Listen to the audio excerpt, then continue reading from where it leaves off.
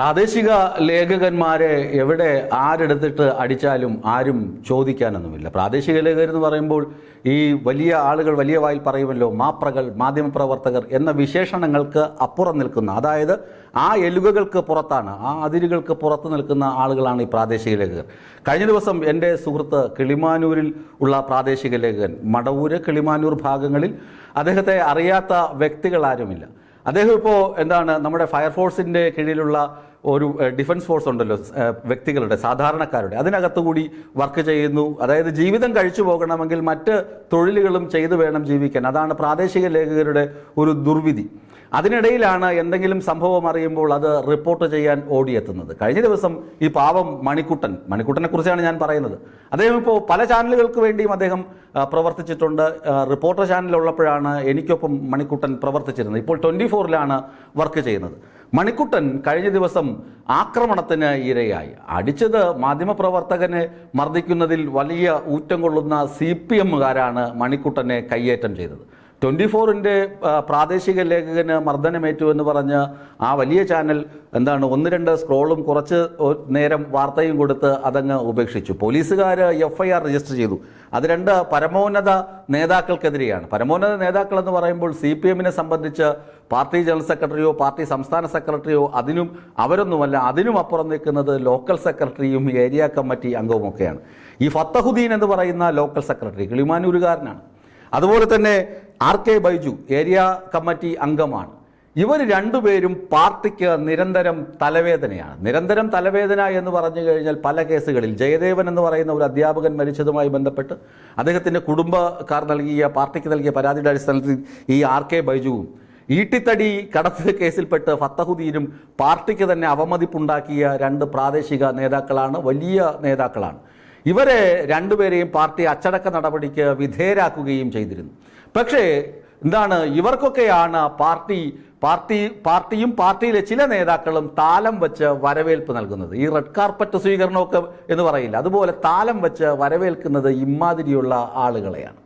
അതുകൊണ്ടാണ് ഇവർ തന്നെ വീണ്ടും ഏരിയ കമ്മിറ്റി അംഗമാകുന്നു, ലോക്കൽ സെക്രട്ടറി ആകുന്നു. അതുകൊണ്ട് ഇവർക്ക് എന്തെങ്കിലുമൊക്കെ ചെയ്ത് കാണിക്കണമല്ലോ. അതുകൊണ്ടൊരു അയ്യോഭാവി മാധ്യമപ്രവർത്തനെ എടുത്തിട്ടങ്ങ് അടിക്കാം എന്ന് കരുതി ഇവർ എടുത്തിട്ട് അടിച്ചു പാവം മണിക്കുട്ടൻ്റെ മൊബൈൽ ഫോണും പിടിച്ചു വാങ്ങി. അതിന് പിന്നിൽ മറ്റൊരു കാരണം കൂടിയുണ്ട്. ഈ ഫത്തഹുദ്ദീൻ്റെയും RK ബൈജുവിൻ്റെയും സർവമാന തെണ്ടിത്തരങ്ങളും ചെറ്റത്തരങ്ങളും ഈ മണിക്കുട്ടന് അറിയാം. മണിക്കുട്ടൻ ഇത് കൃത്യമായി പല ചാനലുകൾക്ക് കൈമാറിയിരുന്നു, വാർത്തകൾ വന്നിരുന്നു. ആ വാർത്തകളുടെ അടിസ്ഥാനത്തിലാണല്ലോ ഇവരെ പാർട്ടി അച്ചടക്ക നടപടിക്ക് വിധേയരാക്കിയത്. അതുകൊണ്ട് മണിക്കുട്ടനെ കാണുമ്പോൾ ഇവന്മാർക്ക് ഒരു പുഴുക്കടിയാണ്. ഇവന്മാർക്ക് മണിക്കുട്ടനെ അടിക്കണം. അങ്ങനെ തക്കം പാർത്തിരിക്കുമ്പോഴാണ് വീണ് കിട്ടുന്നു അവസരം. കിളിമാനൂർ സ്കൂളിലെ സ്കൂൾ തെരഞ്ഞെടുപ്പ് മുമ്പൊക്കെ ആണെങ്കിൽ, ഒരു 10-15 വർഷം മുമ്പൊക്കെ ആണെങ്കിൽ സ്കൂൾ തെരഞ്ഞെടുപ്പ് വലിയ ആഘോഷവും രാഷ്ട്രീയ പാർട്ടികളുടെ വലിയ വെല്ലുവിളിയും പരസ്യ വെല്ലുവിളിയൊക്കെ നടക്കുന്ന സമയമാണ്. പക്ഷേ ഇപ്പോൾ അതിൻ്റെ കാലമൊക്കെ കഴിഞ്ഞു. ഇപ്പോൾ സ്കൂൾ തെരഞ്ഞെടുപ്പ് എന്ന് പറഞ്ഞു കഴിഞ്ഞാൽ വാർത്താ പ്രാധാന്യം പോലുമില്ല. എങ്കിലും ഇതിനെയും വലിയ സംഭവമാക്കി മാറ്റണം, കുത്തിത്തിരിപ്പുണ്ടാക്കണം എന്ന് ഈ പാർട്ടി ലോക്കൽ നേതാക്കൾ തീരുമാനിച്ചാൽ അതിന് നമുക്ക് ഒന്നും പറയാൻ പറ്റില്ല. അവിടെ SFIയും സ്വന്തം ഭരണകക്ഷിയിൽപ്പെട്ട AISF, CPM-ന്റെയും CPI-യുടെയും കുട്ടി സംഘടനകളാണല്ലോ ഇവരൊക്കെ. അപ്പോൾ SFIയും AISF പ്രവർത്തകരും തമ്മിൽ ചെറിയ വാക്കേറ്റവും അടിപിടിയും അടിതടയൊക്കെ ഉണ്ടായി. അങ്ങനെ പോലീസുകാർ 2-3 എണ്ണത്തിനെ സ്റ്റേഷനിൽ വിളിച്ച് വരുത്തി. അപ്പോൾ ഇവരെ ഇറക്കിക്കൊണ്ടുപോകാനാണ് ഈ CPM നേതാക്കളായ ഫത്തഹുദ്ദീനും ബൈജുവും അവിടെ വന്നത്. പക്ഷേ അതിലൊരു പ്രതിയെ, ഒരു SFIക്കാരനെ പോലീസ് അറസ്റ്റ് ചെയ്യുമെന്ന് ഉറപ്പായിരുന്നു. അത് ആരെന്ന് വെച്ചാൽ തൊട്ടടുത്ത മറ്റൊരു സ്കൂളിൽ തെരഞ്ഞെടുപ്പുമായി ബന്ധപ്പെട്ടുണ്ടായ പ്രശ്നത്തിൽ പ്രധാന അധ്യാപകനെ പൂട്ടിയിട്ട കേസിൽ ഒളിവിൽ പോയ SFI നേതാവ് അതിനകത്തുണ്ട്.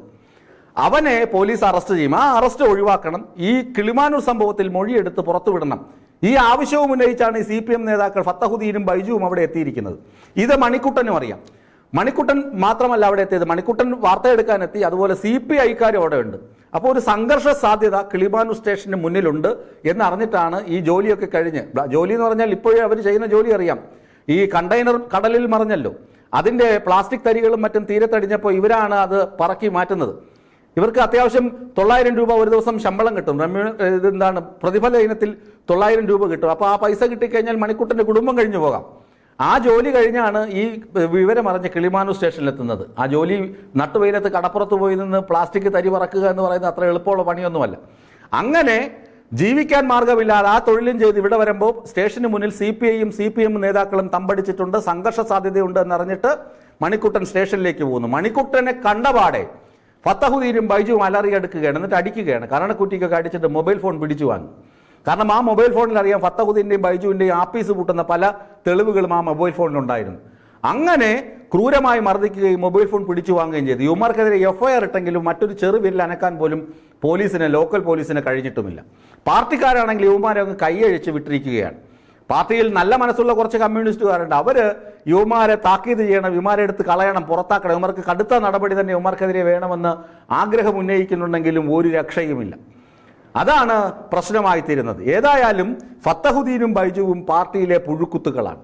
പാവപ്പെട്ട ഒരു മാധ്യമപ്രവർത്തകന്റെ കരണത്തടിച്ചും അയാളുടെ മൊബൈൽ ഫോൺ പിടിച്ചു വാങ്ങിയുമല്ല കയ്യൂക്ക് തെളിയിക്കേണ്ടത് വരാനിരിക്കുന്ന തദ്ദേശ തെരഞ്ഞെടുപ്പിലോ നിയമസഭാ തെരഞ്ഞെടുപ്പിലോ പോരാ നിന്നാണ് നന്നായിട്ട് ഗ്രാസ് റൂട്ട് ലെവലിൽ വർക്ക് ചെയ്ത് 10 വോട്ട് പാർട്ടിക്ക് കിട്ടുന്ന തരത്തിൽ നല്ലത് ചെയ്യാൻ പരിശ്രമിക്കുകയാണ് വേണ്ടത്. പ്രിയപ്പെട്ട സഖാവ് ഫത്തഹുദ്ദീനും ബൈജുവും ഒക്കെ അക്കാര്യമാണ് ശ്രദ്ധിക്കേണ്ടത്. അല്ലാതെ മാധ്യമപ്രവർത്തകന്റെ നേരെ കുതിര കയറുകയല്ല വേണ്ടതെന്ന് സ്നേഹപൂർവ്വം ഓർപ്പിക്കുകയാണ്. പോലീസ് ഇവർക്കെതിരെ ശക്തമായ നടപടി സ്വീകരിക്കുമെന്ന് നമുക്ക് ചുമ്മാ ഒന്ന് പ്രതീക്ഷിക്കുകയും ചെയ്യാം.